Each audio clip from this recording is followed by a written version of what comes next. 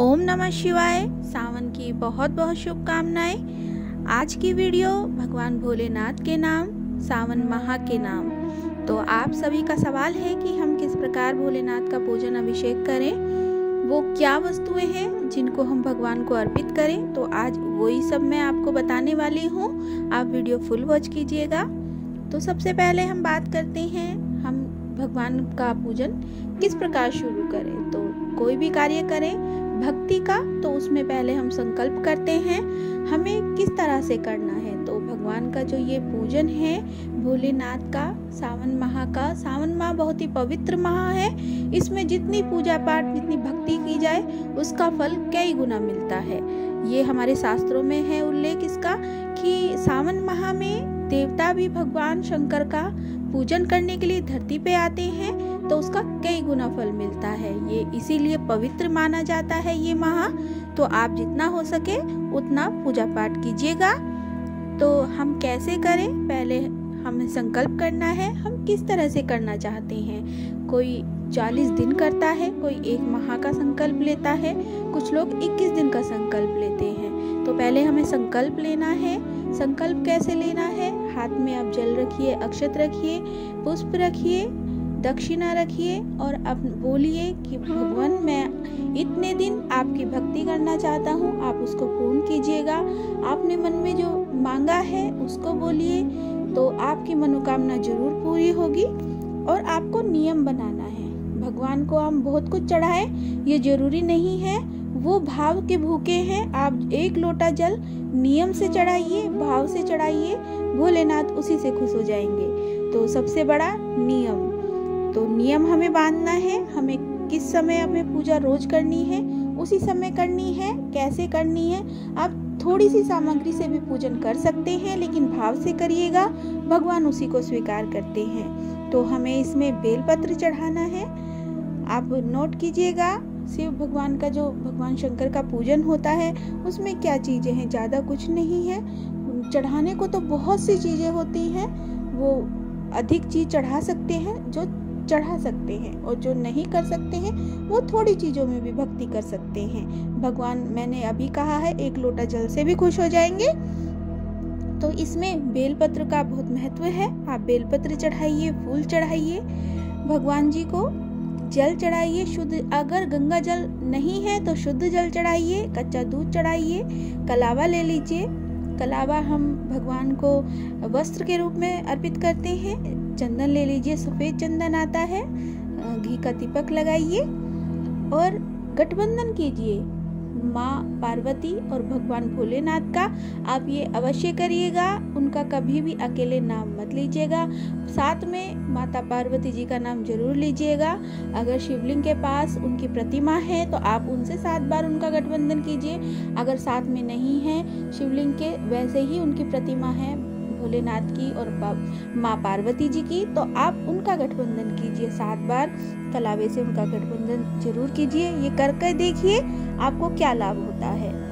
तो हमें इन सब से पूजन करना है भगवान का।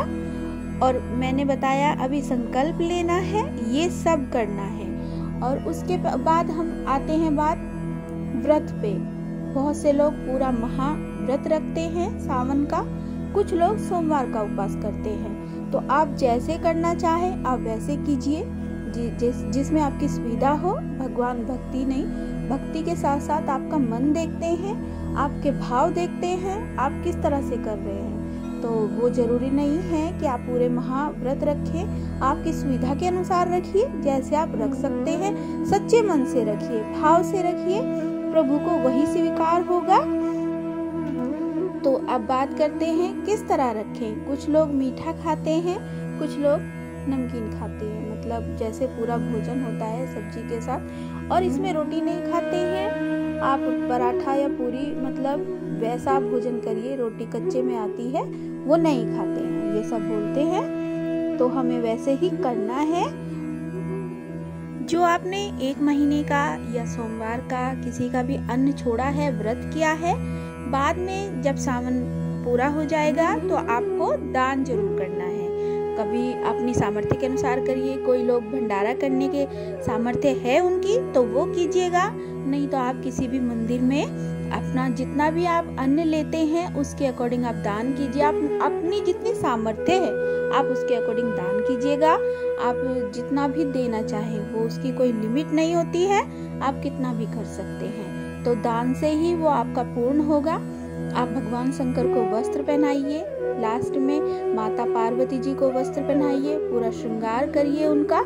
ये सब करना भी जरूरी है। मन को बहुत शांति मिलती है, अच्छा लगता है, आपका व्रत पूर्ण होता है। तो इस प्रकार से हम सोमवार के व्रत को करेंगे, सावन माह के व्रत को करेंगे इस प्रकार से। तो आज मैंने आपको बता दिया है कि किस तरह से हमें पूजन सामग्री जो लेनी है और जो आपके हो सके वो लीजिएगा। मैं बार बार बोल रही हूँ, ऐसा नहीं है कि हमारे पास जो चीजें नहीं हैं वो हम क्या करें, हम पूजन ही ना करें, ऐसा नहीं है। आप एक लोटा जल चढ़ाइए, ओम नमः शिवाय का जाप करिए और आप नियम बनाइए कि आपको इतनी माला हमें रोज करनी है, ओम नमः शिवाय की करनी है। ये ऐसा कोई मंत्र नहीं है कि हमें किसी को भी याद नहीं होता। अपने बच्चों को भी कराइए, खुद भी करिए, आप जरूर करिए। सावन माह में आप जितना ओम नमः शिवाय का जाप करेंगे हमें उतना ही फल मिलेगा, भगवान हमसे प्रसन्न होंगे। तो इसको आप जरूर कीजिएगा, अपने जीवन में इसको धारण कीजिएगा। और जो माला से हम जाप करते हैं उस माला को हमें गले में धारण करना है, जो उसकी पॉजिटिविटी होती है वो आपके अंदर आए। कुछ लोग बोलते हैं जाप की माला को गले में धारण नहीं करते हैं, लेकिन ऐसा नहीं है, क्योंकि वो संत लोग होते हैं, वो बहुत बड़े पूजा पाठी होते हैं। हम सांसारिक लोग हैं, हम जितना हमसे हो सकता है हम उतना करते हैं, लेकिन भाव से करिएगा, मन से करिएगा, भगवान को वो ही बहुत है। आप जितना करते हैं मन से करते हैं तो आप भगवान उसको स्वीकार करते हैं। ऐसा नहीं है कि हम पूरे विधि विधान से तो भगवान को देखिए भांग धतूरा ये सब चढ़ता है। बहुत से लोग गुलाल चढ़ाते हैं, काले तिल चढ़ाते हैं, हर चीज का उड़द चढ़ाते हैं। हर चीज का एक अलग महत्व है, अलग तरह से चढ़ाया जाता है। अगर आप चाहते हैं मैं तो इसके ऊपर भी एक वीडियो लेके आ सकती हूँ।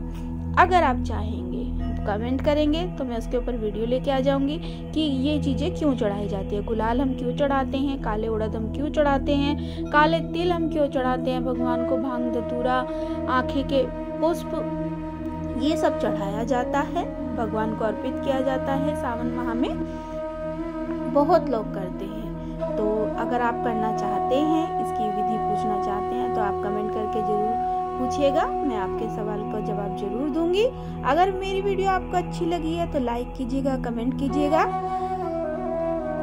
अगर चैनल को सब्सक्राइब नहीं किया है तो प्लीज सब्सक्राइब कर लीजिए, बेल आइकन प्रेस करिए ताकि आने वाली नोटिफिकेशन आपको मिलती रहे। और आगे आप किस तरह की वीडियो पसंद करते हैं वो कमेंट करके जरूर बताइएगा। मैं आपके लिए वैसी ही वीडियो अवश्य लेके आई हूँ। तो पुनः एक बार ओम नमः शिवाय।